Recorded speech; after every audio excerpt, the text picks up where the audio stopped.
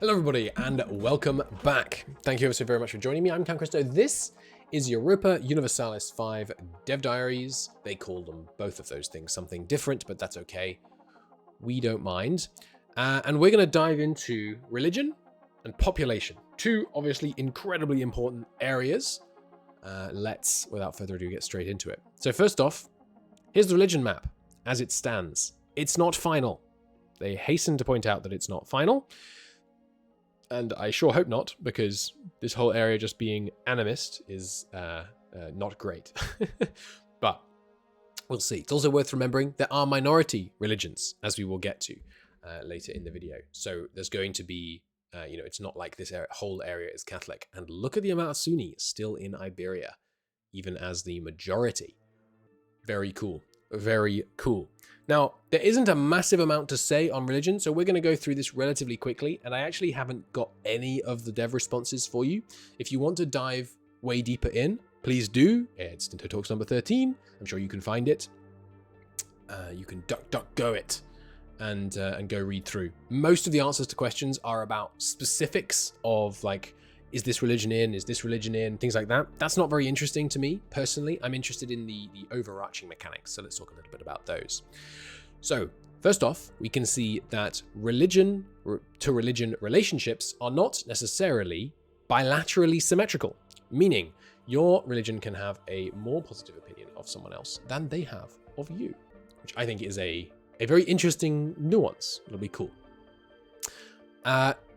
The true faith. So everyone belongs to a religion group, such as Christianity or paganism. I think paganism is a really weird religion group. Paganism is to me, it's a term. I mean, I still think about it in the way that it used to be used, right? Paganism is a word used by Roman Christians to mean non-Christians. So it's a bizarre category to me. But anyway. Fellow religions in the same group consider each other heretics, while other groups condemn them as heathens, just the same as evil. Yes, so everyone has a view of other religions, ranging from kindred to enemy, which I imagine will affect both relations with other nations and the happiness of pops within your nation, the kind of levels of discrimination, which is going to be interesting. Then there's tolerance, both of the true faith and of other faiths, which is going to be interesting. There are specific buildings related, so you can build some madrasas to help convert people, get them while they're young.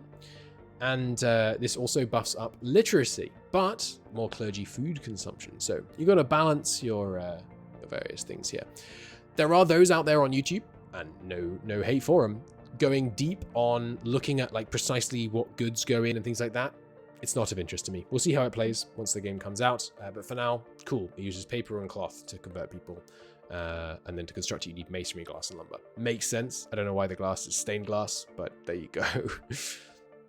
So, okay, so there are the groups that currently exist. Christian, Muslim, Eastern, Dharmic, Zoroastrian, Manichaean. What is that? Curious. I don't think I know that one. Relating to Manichaeism. Yes, fantastic. Thank you. In the Saracen Empire. Where is this? Never heard of this. That's another Persian one. Well, the Persians get two religion groups. Mom, how come the Persians get two religion groups? Judean, Andean, and pagan. Interesting. So it looks like they are putting animists, all those animists and all those totemists under pagan, which is bizarre, but I'm not sure. All right, so the current Christian religions, and as I say, I'm not going to dive too deep into these because I'm more interested in the mechanics rather than just the which ones exist. But we've got, and let's try and pronounce these, shall we? We've got the Anglicanism, we've got Bogomilism, we've got, we've got Kurzizjani, Calvinism, Catholicism, Hussitism, Lollardy, Lutheranism, Miaphysitism, Nestorianism. Is that how you say that? Nestorianism? I know about Nestorians, but Orthodoxy and Strivigo Inekistrovo. Good lord, religions. Cool. Current Christian religions, and yes, very much work in progress. So, in some games we've made, there have not been any major differences between religions, different modifiers. And while some religions in Caesar only have a few modifiers, many will have mechanics. I love that. I love that. Right now we have unique mechanics for Catholicism, Orthodoxy, Miaphysite, and various Protestants, Muslims, Buddhists, Shinto, Nahuatl, Hinduism, and the Inti religion. Each of these will get their own unique later development diary. Looking forward to it. Looking forward to it. They still have some modifiers, so enabling and disabling certain mechanics. So for example, Jane can't start wars without a casus belli, and also as we learn a little bit later, they don't get, they can't trade furs, or they don't consume furs. Calvinist countries can never reroll the dice in battle as everything is preordained. That is pretty funny. You should look up Calvinism if you don't get that one. All right, so that's religion. And as I said, we're not going to go too deep on this. It looks fine. I hope that they further delineate animism a bit. But that said, I'm not an expert. Maybe this is fair. Maybe these religions, I mean, obviously they're not as monolithic as Orthodoxy, Catholicism, Sunni, Shiite, Hindu, etc. There isn't a holy text that's relevant in all of these places, but maybe they are sufficiently similar for it to not really matter, where there's the kind of, I'm not an expert, so I'm hugely generalizing here, but the kind of connection to more material spirituality, where, you're connected to, rivers and things like that, rivers and trees and so on, as opposed to more kind of, I was going to say high-minded, but I don't mean high-minded. I mean like, I'm going to say delusional to counterbalance the high-mindedness, where like worshipping a river, that kind of checks out to me.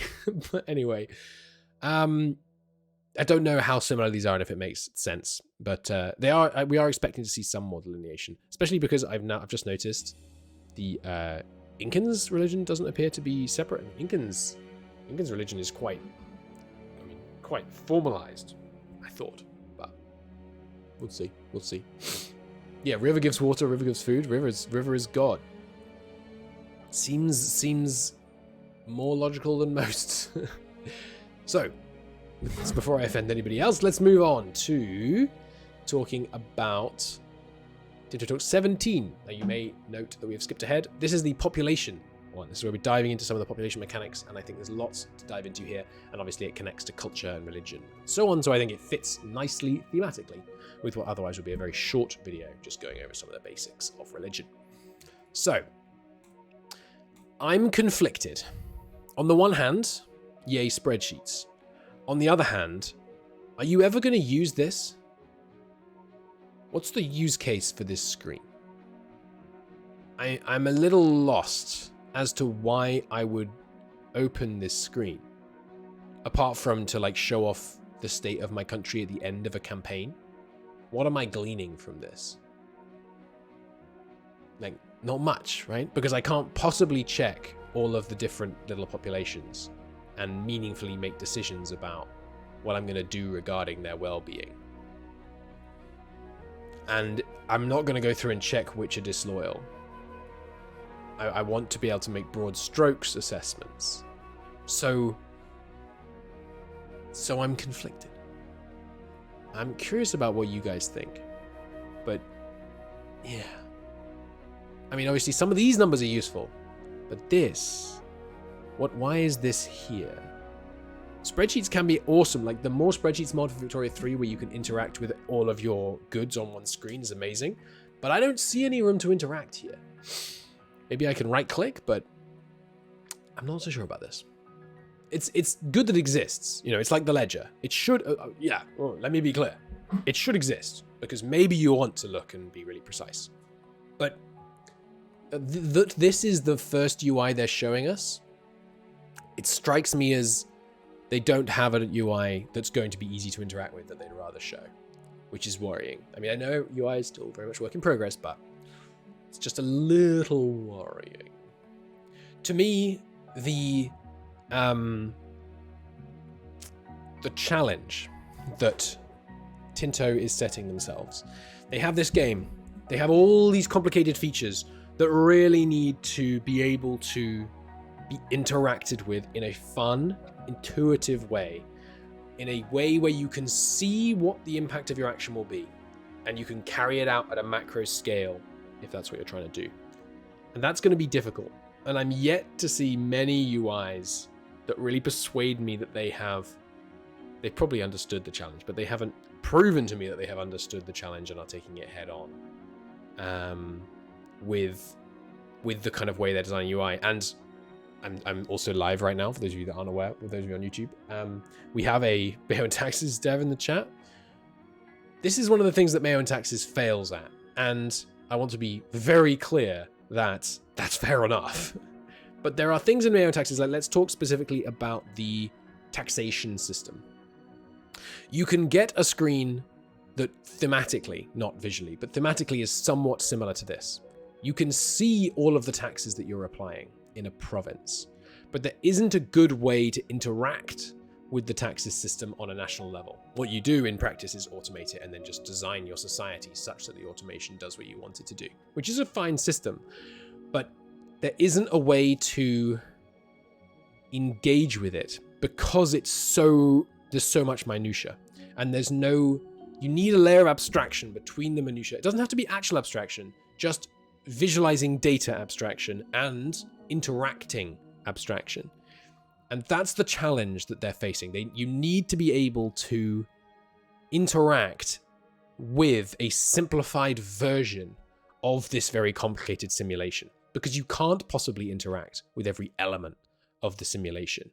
And there are some areas where Mayo and Taxes does that really well, to be clear. So estates are a great example. You interact with the estates on a national level, but then it's what that national level is actually a summation of the state situation in all of the different provinces. Fantastic. Taxes are tricky. They're really tricky, because how would you do that? The situation is different in every province, so it's very, very difficult to bring it back to a higher level. And of course, I don't think I need to say it because everybody knows it. Everybody that watches my channel much anyway. Mayo and Taxes best mod ever made for any game, so don't take it as too negative. Yeah, Chad's pointing out a good point. Victoria 3 is another classic example of this. In Victoria 3, you can change what the production types. Oh god, it's gonna be the same. Okay, hang on. I need to boot Victoria 3 so I can show you this. All right, so this is Victoria 3, and it suddenly occurred to me that don't worry about the situation of my country. In fact, let's load a slightly earlier situation of this country, because it's less. I do have save games, I assure you.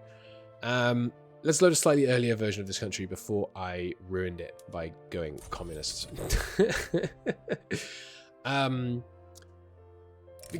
EU5 has, yeah, you know what? Council Republic? Let's not do that. If you want to see an AAR rather, action report of this campaign, that's up on the channel. It's fun. It's not very long. What EU5, sorry, and Victoria 3 have in common is production methods. So let me give you a quick breakdown on how production methods work. The mod, more compact building view, by the way, is a godsend, and you should definitely get it.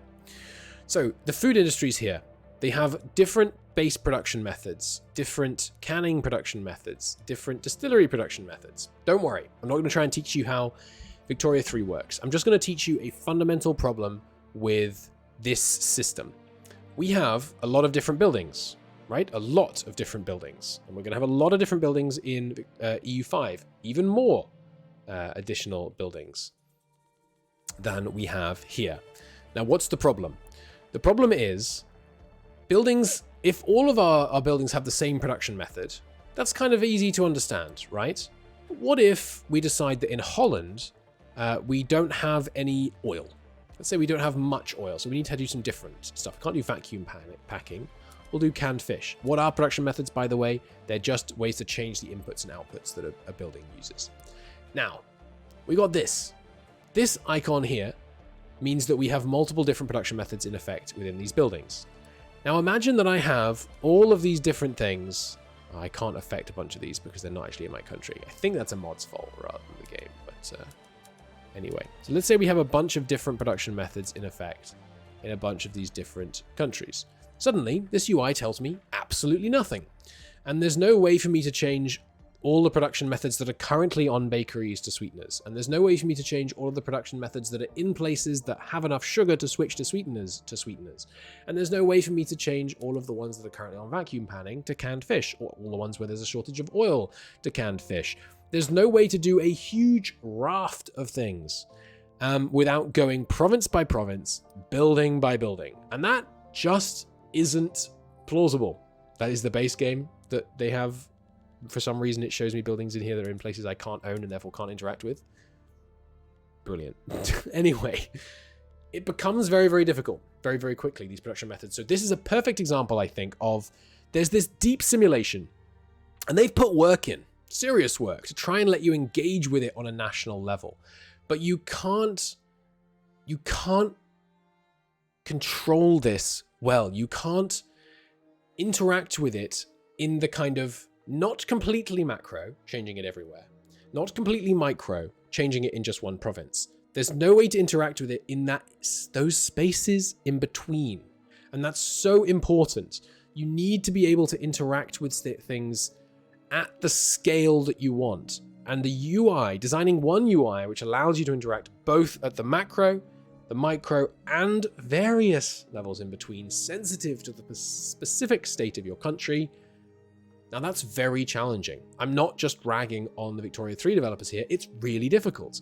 And I am yet to see examples of such UIs in EU4. One exception is the filters thing that they've shown, but that very much looked like I had to apply a whole series of filters and then I could see the provinces where that was relevant and do stuff in those provinces. I better be able to save those filters. I better be able to save a lot of those filters with names so that I can easily switch between them. And if I have to apply 3 different filters for each of the different buildings to be able to go through and see what's going on, it's going to be tough. So what EU5 does is that they mostly automate it. Now, what's the problem with that? If I mostly automate it but want to control just, my biggest cities, that could work. But what if I want to automate most things, but I really care about those bullion mines, so I'm going to try and do that. Can I do that? I don't know. I haven't seen it. And if I look at this UI right here, it doesn't give me a great deal of faith, because this is not the kind of UI I would need to interact at anything other than a very micro scale. Now, UI is temporary, and this is just one UI, and we've barely started reading, but these are my concerns. All right, let's talk about population. I've said some concerns. Much of this is awesome, to be clear, but yeah, let's dive a little deeper. So, to recap, we have 6 different social classes: nobles, clergy, burghers, viewed as upper class, while peasants, tribesmen, and slaves make up the other 3. Oh yeah, we talked about slaves being a good in the previous episode, didn't we? Or one of the previous episodes. Of course they're not. They're a pop. You'll be moving around. Okay. There's a population with a combination of social classes, culture, and religion create a unique pop. Pop may contain 1 person or 250 million. It's still referred to as a pop. So immediately I'm thinking, Johan, I thought you said you weren't doing things that scale badly with performance. So I hope they've done this well, because in things like Victoria 3 again, when you start to get lots of different cultures and religions and social strata interacting to kind of get fractal with it and create loads of different pops, it gets really bad. But we'll see. We'll see how they handle that. So, population capacity, and this is going to interact really interestingly with the Black Death. Basically, if there is more room for people to exist and more capacity for people to exist in a province, then more people will grow and more people will be attracted to migrate to that province. That's the TLDR, and makes a lot of sense, right? If you have an area with lots of virgin lands and room to expand and so on, and definitely no one already living there, pinky promise, come over to the new world, then you're going to attract more migrants, you're going to have more population growth, people will be able to have more kids who will have their own farms and so on and so on. Makes sense. But also, there's population capacity on specific pop groups. And I think it's all pop groups that aren't tribals and, peasants, slaves, and tribesmen, there's no restrictions. But upper class pops can be very limited. So, for example, with burghers, the fact that it's a town adds 200. Brewery adds 300. Blacksmith adds 300. Weaponsmith adds 300. Interesting. So, the maximum burghers in Kalmar are very closely tied to the buildings. Basically, you can't have a burger without a job for a burger. That's what I'm getting, basically. So, the reasons why you want upper class pops and not just going for everyone's peasants is because the economy heavily relies on burghers. So you want to have plenty of them. You want to have clergies to help with stability. nobles to help with diplomacy and warfare. Makes sense. Makes sense. Now this is kind of weird. Let's talk about it. Promotion and demotion and pop growth. Skip ahead for a moment. Only peasants and tribesmen grow organically. All types of pops can die off from negative growth. So slaves never have kids, apparently. At least that's how they've abstracted it. And this is weird, and we'll talk about it in the comments, but I think it kind of works. So promotion and demotion. If there are more pops of a certain social class, pops will promote and become that class over time. Base value, promoting some classes will be a fraction of that each month. If you wish to speed it up, you can do various things. Cabinet members, we'll talk about cabinet members in the next episode. Many factors about, in fact, how quickly they're promoted, all kinds of things. So devastation, lack of control slows it down. Control is such a cool mechanic. It can work really well. There's no social mobility unless the state forces there to be social mobility. Really? Come on. I'm not going to keep complaining about control because I've talked about it ad nauseum, but really? Why? You're telling me I build a whole bunch of new shops in a location, but no one's going to go and work in them instead of they're just going to stay in the fields because they're like, no, I don't like the king. I don't want to be rich. What? Anyway, literacy makes complete sense, helping promotion. But yes, so only peasants do it, meaning that basically the only way you get new burghers is if peasants promote to burghers. But I guess it does kind of make sense when you remember that people don't die. Yeah, okay, maybe it does make more sense. So the pops, as I understand them, they don't have an age. There's no, like, people are born, then they, are educated, then they're productive, and then they die. So the fact that you can only increase the number of of burghers through other means kind of makes sense. You would think that the number of new peasants was based on the number of all pops rather than just the number of peasants and tribesmen, but almost everyone's going to be peasants and tribesmen, I think, during this era, like the huge majority of the population. So maybe it's not so bad, but it's interesting. And yes, the population can die directly from diseases and warfare, which takes us back to this, right? So the Black Death comes through and kills 50% of your country. In some ways bad, yes, obviously, but you're going to bounce back because your population capacity is going to be gigantically higher than your population. So you should be rocketing up. Depends how much damage it does to development, I guess, and whether you need to close buildings to account for the fact that, you've got no one to work them. Interesting stuff. Assimilation. Assimilation is a slow process. Pops will assimilate the primary culture in core locations if they belong to a culture that your country does not appreciate. So this has the same weird impact as Victoria 3, which means if you accept a population, they won't assimilate to you, which is bizarre because that is not how it works. Like it's very strange to me that you should have more assimilation from accepted pops, in my opinion. When people aren't accepted at all, I can see how that might increase the rate of assimilation, but it can also stop it. It can cause, insular communities can form, trying to survive your harsh treatment and band together and form insular strong identities as oppressed peoples. Not sure. Conversion, similar. There are mechanics and systems that change the religion of pops from what your country may desire. So this sounds like a reformation. And there's normally no conversion, but you can achieve it through using your cabinet. Again, we'll talk about that next. It's very similar to CK2 and 3. And the amount that can convert depend on what buildings. So you have to have religious buildings to convert people. Makes sense. Migration. 2 ways for them to migrate. Several ways for them to migrate. So the colonization aspect of the game, we're not going to talk about yet, but there's colonial migration. Makes a lot of sense. There is also content that does migration, where events, disasters and stuff, very cool. But there's also just a natural base migrations thing. So the market price of raw materials lowers it, the level of migration development increases it, free land increases it, and base value. Okay, so this is interesting. This means, this would cause colonial migration all on its own, because again, free land in the free world is abundant. But this is going to affect Black Death as well. So let's say the Black Death really hits France hard, but not England. weirdly, once the Black Death goes away, you might find that you're going to get a lot of migration from the UK to France, because raw materials might be a bit cheaper, because there's less people consuming them. There's also less people making them. But there's going to be a lot of free land because they're all dead. So it's going to be interesting. As he mentions later, though, migration mostly happens within one market, as I understand it, beyond, presumably, colonial migration. But yeah, you can also construct buildings to attract people to move there, which is going to be interesting. So literacy. There's also literacy. There are buildings, advances, laws, and so on that affect how quickly it grows.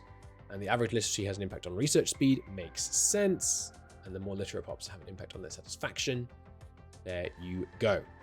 So you can see that the current literacy here is slowly changing because they have a written alphabet. And it has a maximum based on innovative written alphabet and religious teachings.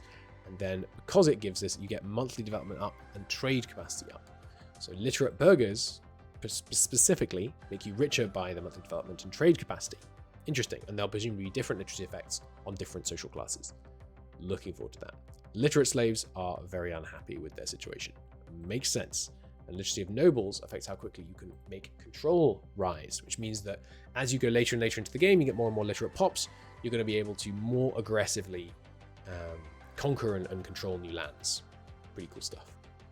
So pop needs. We're not going to go into the specifics here, and there are so many needs here that it's not going to be possible, in my opinion, for a player to plausibly worry about all of these specific things, you know, in the kind of micro level, which is fine. But you're going to be making broad strokes decisions based on what's missing and what you want to increase and things like that. So each pop needs goods. If they can't get them, they get unhappy. That kind of thing. There's also no substitution, which I think might be in a comment. There's no substitution. So in Victoria 3, if you want intoxication, you can get beer or liquor. Johan says he can't find any way to make that work in a performant way. So he's just choosing to not do it. I respect it. Performance is very important and should be prioritized, I think. Because if you launch with Victoria 3's performance, it's going to be sad. So satisfaction. We talked about the fact that if they can't get goods, they get unhappy. However, the price also affects it. So if they're paying a lot for goods, they're not happy. That's not great.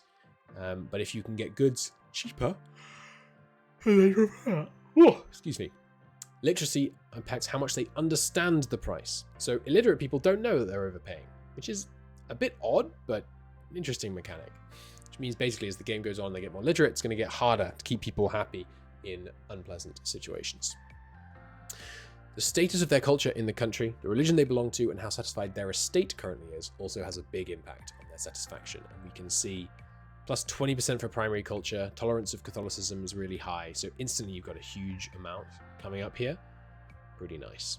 If satisfaction is below 12, they will join a rebel. What? If they become loyal again, the satisfaction rises above 29.75. Interesting. Interesting indeed. And the lack of beer is making them unhappy.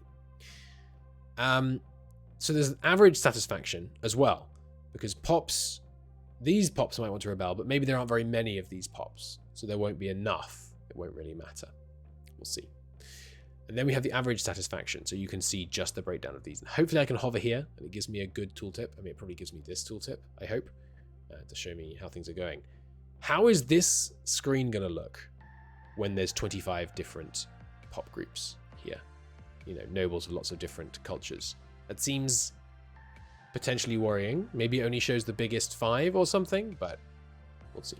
We'll see. Okay. Let's talk about some of these. Will migration between countries, or is that only internal? Within a market, yes. So it seems like if I'm from the UK, I can't migrate to Iberia unless my province and their province are in the same market. This might be an interesting reason to try and have less markets in your nation to allow more dynamic migration. You know, you could conquer a region, destroy the local market. It then has bad market access, which means they have expensive goods, which means they're motivated to migrate to your countries, which means you could kind of steal pops into your core regions. That would be interesting. And then you release it as a subject once you've stolen some of the pops. The subject will grow its pop relatively quickly. All kinds of interesting interactions that could be done there. So can you expel minorities or increase their emigration desire? Yes. inside a market, and there are other ways that they can move around. So migration to the free new world functions is one of the other migration systems. And then there's potentially deforestation to increase free land and things, which should be interesting, but he's struggling with the technical implementation. Fair play, fair play. And also, yes, the pop growth thing is also partly for performance reasons, which goes a long way to persuade me to sure we'll accept the abstraction, because again, performance is keying. Accepting cultures will not work like EU4 or Imperator, which is good and interesting. I don't really like how it works in Imperator. It's very limiting. Excuse me. And in EU4, it's very it's trivial and not very engaging. If a province has 25% of culture A, not accepted, and another 25% of culture B, not accepted, will the rebels unite against you? Yes. Interesting. Very interesting. I like that. I like that a lot. So is there no way to assimilate minority cultures into accepted culture in the area or region rather than the country's primary culture? There are different ways to achieve it. So you can indeed consolidate non-accepted minority cultures into accepted non-primary cultures, which is interesting. And this, just briefly, because apparently people will talk about generative AI, this is a lot of words, and I respect them saying a lot of words about it. It's fine. They use generative AI as a tool during their image creation process. Lots of the things that people have claimed are generative AI in their images so far aren't, and they're not using it and they're using very limited libraries, ones that aren't based on stolen art, basically. That's what this says. You can pause and read the whole thing if you want. So that's religion, and that's POPs. I think it's promising. Some of this is a bit weird, but it's okay. I don't need a really accurate pop simulation. I hope that the pop growth is coherent. Like, I hope that when you have a really small pop in a place, they don't just grow like absolute gangbusters because they have ridiculous pop capacity bonuses and things. I hope that having, bigger places are actually able to have more kids and things, but I think it's pretty good. I think it's looking pretty good. I look forward to playing with it and seeing how it pans out. It feels like it's going to make war impactful. It's going to make disease impactful. It's going to make colonialism not just like free land, because it's going to, if you have all these really promising gold mines over in Mexico, it might start to depopulate your home countries. Could be a problem, especially if you have a rebellious subject in a situation. But that's those two dev diaries. Next up, let me just check what I am covering next so I can tell you. Characters and cabinets. Oh boy. Oh boy.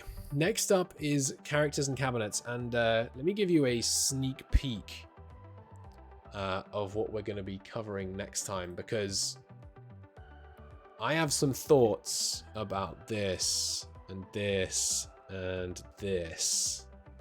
I have some thoughts. Oh, you can't see my cursor when I'm gesturing like this. That's not good. Oh well. But that's next episode. We've included the cabinets as well as the characters because the cabinets look cool. I'll leave it at that. Thanks for watching. See you next time.